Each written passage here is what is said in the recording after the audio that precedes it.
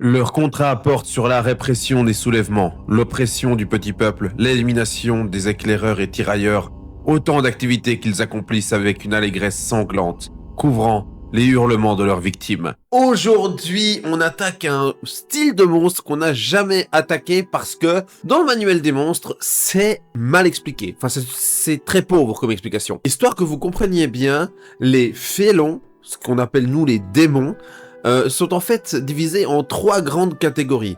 Il y a du coup les démons, il y a les diables, et il y a les yugoloths. Si je me trompe pas, c'est bien les yugoloths. La différence majeure entre ces 3 familles, c'est leur alignement. Les démons sont chaotiques mauvais, donc ils font le mal, et en plus de ça, ils ont aucun respect de la hiérarchie, des règles sociales et tout ce qui pourrait s'y apparenter. En deuxième catégorie, il y a les diables, qui sont loyaux mauvais, toujours là pour faire le mal, mais par contre qui sont très scrupuleux d'un respect de certaines règles, notamment la hiérarchie qu'ils ont entre les diables entre eux, hein, voilà, Asmodée étant le chef des chefs, personne lui cherche la merde, hein. Personne va lui chercher des poux, à quelques exceptions qui se sont très mal passées. Bref, c'est une autre histoire. Et aussi, dans le plus pur respect de la tradition, ils sont très respectueux des contrats, des pactes qui passent avec les mortels. Par exemple, s'ils se font baiser parce qu'ils ont mal anticipé ce que l'être humain ou l'humanoïde avait en tête pendant qu'ils passent le pacte, eh ben tant pis pour leur gueule. Ils respectent ça à la lettre, ils n'ont pas le choix, ils le font. Ce qui leur vaut donc cet alignement loyal mauvais. Donc il y a une 3e catégorie qui a été créée, je sais pas trop quand, et franchement on s'en fout, ce sont les yugoloths qui eux sont neutres mauvais. Le bien, le mal, c'est des notions très claires, ils sont là pour foutre la merde, ça c'est sûr. Maintenant, en fonction de qui, en fonction de quoi, ça dépend vraiment des individus, ça dépend vraiment du coup des sous-espèces, et ça dépend aussi de comment est-ce qu'ils se placent dans certaines hiérarchies, ça dépend de plein de choses, c'est pour ça qu'ils ont cet alignement neutre. Du coup, on en vient à la créature d'aujourd'hui, le diable de Tasmanie. Non. Le Dergoloth, qui donc est un yugoloth, puisque comme toute créature étant de cette famille-là, ça finit par Oloth à la fin de leur nom. Sûrement parce qu'ils ont un village d'Astérix au fin fond du Tartare, c'est peut-être pour ça que ça marche comme ça, mais dans tous les cas, ça marche comme ça. Et aujourd'hui donc le Dergoloth. Le Dergoloth, facteur de puissance 7, ce qui était quand même assez problématique dans le manuel des monstres. Le problème qu'on avait dans le manuel des monstres, c'est qu'on avait 3 représentations de ces créatures-là, alors qu'on avait beaucoup plus de démons et beaucoup plus de diables, et que donc, forcément, bah, il y avait aussi moins de variété, et moins de représentants de chaque facteur de puissance. Le Dergoloth, donc. Le Dergoloth est un gros scarabée avec 5 bras. Ouais, un nombre impair de bras, apparemment, ça pose pas de problème, faut croire que... Ah bah je suis mi-démon, moi, les démons c'est pas foutu pareil. Et pourquoi je l'ai comparé au diable de Tasmanie? Parce que sa technique de combat, c'est de tourner sur lui-même et de griffer tout ce qui passe. Tourner sur lui-même, indépendamment du reste de son corps.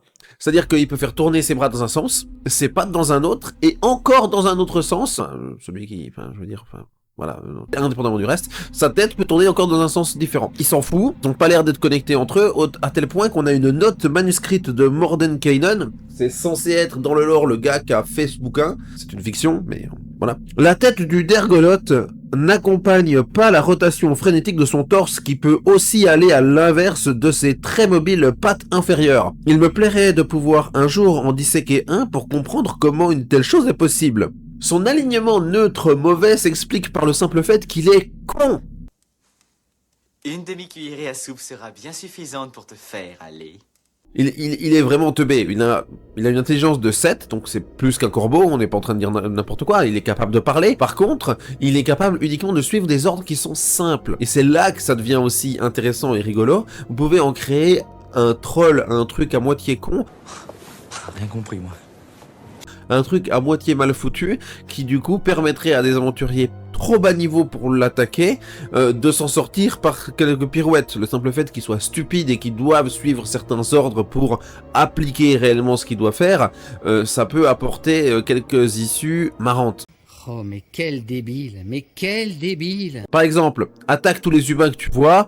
Le problème, c'est que dans un village à côté, il y a les héros qui sont beaucoup trop forts, ils s'y attaquent, ils meurent. Bon, bah tu peux pas. La prochaine fois que t'en invoques un ou que t'en engages un, tu vas essayer de changer la consigne. Tu vas dire, écoute, je vais donner un drapeau à tous ceux que tu dois tuer. Donc si tu vois ce drapeau, tu tues la personne. Sauf que forcément, c'est marrant parce que du coup, s'ils donnent leur drapeau à quelqu'un d'autre parce qu'ils se font racketter par des bandits à un moment, et ben c'est les bandits qui se font tuer et pas vos héros. Bref, il y a plein de façons très marrantes d'arriver à ce genre de contexte-là et à ce genre de trucs qui font qu'en réalité, tu peux t'amuser très facilement avec ce genre de créature. Ton attaque la plus intéressante, c'est Moulinet de griffes, qui du coup se recharge entre 5 et 6 tours.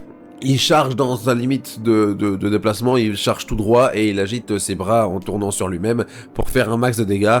Si vous voulez exactement les chiffres, c'est 3d12 plus 3 dégâts de force, c'est quand même pas mal. Dernière chose à dire intéressante, c'est qu'il est capable de se TP, une téléportation dans un rayon de 18 mètres, donc ça permet un replacement stratégique et de foncer dans une meilleure direction. Si le Dergolot est pas tout seul, il peut être du coup soutenu par d'autres forces, d'autres personnages qui lui permettraient de donner des indications claires à cette créature, donnant un aspect stratégique au combat qui cette fois-ci deviendrait donc plus difficile pour vos aventuriers à affronter. C'est la fin de cette vidéo, merci beaucoup d'avoir suivi, n'hésitez pas à me soutenir de quelque façon que ce soit avec des encouragements, des commentaires, des likes ou ce que vous voulez, on s'en fout. On se retrouve la semaine prochaine pour un autre monstre du Donjons et Dragons, cette fois-ci peut-être dans un autre bouquin que celui-ci, c'est pas dit, parce qu'il y a des trucs vraiment très cool à faire, et voilà, à la semaine prochaine, bye.